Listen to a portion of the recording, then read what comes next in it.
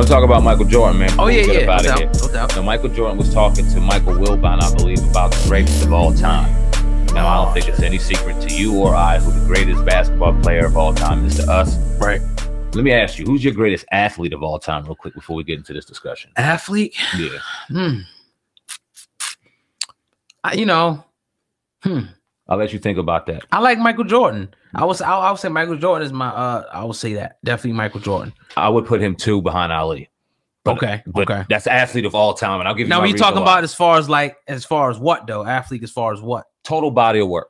Oh no, not Michael Jordan. And professional sport, what they did outside the sport, and I know obviously that wouldn't be MJ for you. Right. I'm talking about just like on the field, like just athlete competing. You know what I mean, like that. 60% that, 40% what they did off the like. Only reason I put Ali is because it's almost like you can't ignore what he did outside of the boxing ring. Yeah, and that's why I have to give him a nod over Michael Jordan. But athlete, shit, Jordan. The way he went hard and you know what I mean, competed at the high level. Yeah, definitely. It's a lot of guys out there that go in though. Yeah, you know what I mean. But I mean, his legacy and what he did, and it's just like. And the way he did it and who he did it with at the time he did it against the teams that he did it against. Yeah, man. It's amazing. Well, Michael Jordan talked about it, and he feels differently than you, I, and a lot of the people in the world. Let's hear what Jordan has to say and get into this some more.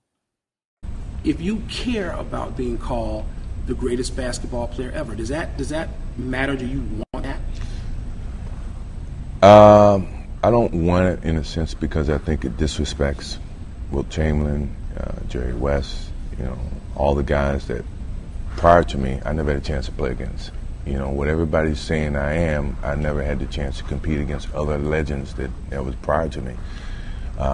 When I hear it, I cringe a little bit because, you know, it's a little bit embarrassing because no one knows, you know. I never had the chance, once again, to play against those guys, you know. I would love to have played against them, but I never did, you know. And for you to say that I'm better than him, I mean, it's your opinion. You know, it's their opinion. I accept that as their opinion. If you ask me, I would never say that I'm the greatest player, you know. And that's because I never played against all the people that represented the league prior to Michael Jordan. Like, so what? Is that a shot at LeBron a little bit for saying that he was the greatest? I think a little bit it is. You know what I'm saying? We know Jordan, man. He know Jordan's the greatest. You know, he knows he is, but it's just like, you know, but some players are just the age difference. You're not going to get a chance to play. So maybe, like again, like you said, he's throwing a little shot at him subliminally, you know, answering in a way where he don't offend anybody, but still take his shot. And I think he might be the only person who got that. You know, that's what I'm kind of getting from this situation. Because we know Jordan. And he didn't give a fuck about anybody's career. Right. He didn't care about who came before him. He was the greatest, and he knew it. Yeah. And didn't care who was on the court with him. Didn't care about an Iverson coming into the league. Didn't care about a Kobe coming into the league. And damn sure didn't care about a LeBron once he freshly retired and didn't get to play against LeBron, the golden child. Now everyone kind of comparing the two, getting Kobe out the way, which I feel is almost blasphemous. Because if you ask me, I got Jordan 1 in basketball, Kobe 2. And we gonna get into Facts. that. Come on now. Come on. Yeah. That's what it is. This is what it is. Yeah. But I think this was a shot at LeBron. He takes the number 23. He goes out there and he says he's the greatest.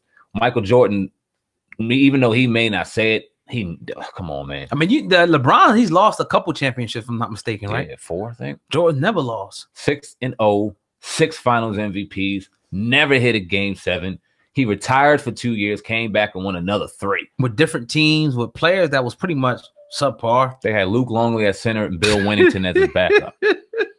Now, these guys probably couldn't even play in the NBA right now. Some real talk the way it changed. You know what I'm saying? Some of the guys that he had, you know, that's just my opinion. I may be wrong. What do you think about the disrespect for Kobe Bryant? Let's talk about Kobe a little bit because I think that throughout LeBron's just dominance in the league and everyone, the youth and everyone kind of jumping on LeBron train, I think people kind of forget about the mastery that was the Black Mamba. And like I just said, and like you agree with, I got Jordan 1 and Kobe 2. Right. And I can sit there and argue with any LeBron fan for days about why Kobe is number 2. But what do you think about that? I think I may be wise because he had Shaq, a portion of those, you know, when he was going in, but he didn't have Shaq and was still doing his thing. You know what I mean? So it's just like, I don't know why people do that to Kobe, man. I don't know. He's one of the hardest working, you know, best players that ever played the game, right behind Mike. It's so close where you could even be like, it's a toss-up almost. Some people say Kobe's better. I can't put LeBron, I don't even know if in the top 5 at this point as being the best players. Wow. Ever. You know what I mean? That's just me. I love him. Right. But I think he, maybe if he can, win with the Lakers and what you don't really, I don't know now. It's not all crazy like everybody thought it would be. You know what I mean? He has time to still, build his legacy. So he may be at one day, but right now, Michael Jordan's the best ever. I got LeBron in my top 5, but my biggest knock on LeBron is his. First off, you go and you join super teams, and I was never with that. I was never joining your boys, and you join a D Wade at the time that's in his prime, and then you bring Bosh in at his prime, and then y'all got a superior bench behind you. You created something. I wasn't with that. Now I'm not mad at you. The business and everything that you created was dope, and now we see super teams everywhere. I don't like it. Not when I come from an age when you had the Knicks with Patrick Ewing and Anthony Mason and them brothers over there. And then you had the Pacers with Rick Smith and Reggie Miller down there. And then you had the Phoenix Suns with Charles Barkley and Kevin Johnson and Marley on this side. And then you had the Houston Rockets with Olajuwon down there. And then, of course, the Chicago Bulls. These brothers wasn't. The Pistons was rocking. Pistons was rocking. You had Orlando down there with a young Shaq and Penny Hardaway. It wasn't no joint. This is with the squads. They drafted them.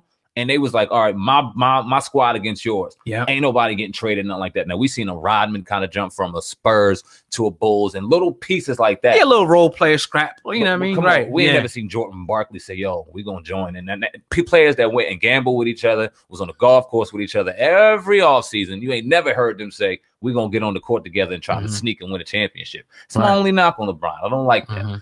As basketball is concerned, because when he was in Cleveland and he got throttled against the Spurs early on in his career, it kind of got him nervous. I think his legacy was intact. Everyone was asking when the championship was coming, and he jumped to a championship. I didn't like that, man. So Jordan takes a shot at LeBron. I think that's what that was. Yeah, man. I could definitely, clever for Jordan to do so. You know what I mean? Very clever. Yes, sir. But yeah, man, the Uncensored Truth podcast with your brother, Oh God and Sam. Man, I'm gonna ask you about this, man. What do you think, though? We ain't talk about this. Kind of slipped our commentary early in the week. Floyd Mayweather having a fight over in Japan. Like, I didn't even know about this, really. What do you think about that? It didn't slip our commentary. I just ignored it. It didn't slip our commentary. I seen the fight. You seen the fight. It didn't slip our commentary. We didn't even talk about it in private. That's how meaningless this shit was. Yeah. You go out there, you're supposed to fight him in an MMA bout that you would have lost. Let's keep that real. If their shoes was off, wasn't kicking. Hell no. Oh. They boxed. Oh. And Floyd went out there and walked this young kid down. He was scared to death. He felt his power and he went down. And he made $9 million from it. I'm not mad at him, but Floyd shouldn't flaunt that. Come on, man. Leave that one alone. Now, if you went to Octagon and beat him in his sport, which you were supposed to do, but you backed out of that, all right, yeah, I'll give you some credit. And don't nobody want to see you doing no exhibitions. Don't nobody want to see. He wants to fight that brother. I'm gonna tear his name up right now, so I'm not even gonna do it. Right. The one that just beat up old Conor McGregor. He wants to fight him for what? Okay. For what? Get out of there. Get out of there. Right. Fight the winner, Adrian Broner and Manny Pacquiao, if you want to get back in the ring. Right. That's what we want to see. Right. If you want to fight, I would love to see it because I think that you would beat either one of them. I would like to see it though, especially Broner. That'd be nice. That'd be dope. You know what I mean? But anyway, I want to give a shout out to John Bones Jones, who reclaimed the title, went out there and did his thing. The other night he was going through a lot of adversity. He said he cried a lot and all that. That's my dude right there. Shout out to him. When his thing in the UFC. Indeed, man. I saw that fight. I was showing my lady. We watched that fight. That was a great card. Right. By the way, there was a lot of great fighters on there. Johnny Bones is my dude, man. Yeah. I always roll with him. I think he's one of the greatest champions of all time, but I'm going to give him criticism right now because your dumbass keeps getting the title stripped from stupid shit that you self-inflict. Stop. Well, the last time, it was the drug test was questionable and things like that. And but other shit, you know what I mean? Just keep healthy because you're the greatest thing that they've ever seen. You're going to move up to heavyweight. You're going to beat Daniel Cormier again for the 3rd time in a row. You probably fight Lesnar if he ever gets his drug situation taken care of. Be the great dude that you are. You know what I mean? Don't fall under the nonsense. Don't fall under the demons and things like that, man, because you're dope. Yeah, definitely, man. And watch your circle. Facts. People slipping drugs and shit allegedly into his, all types of crazy shit. But yeah, man, another episode of the Uncensored Truth podcast in the books on this.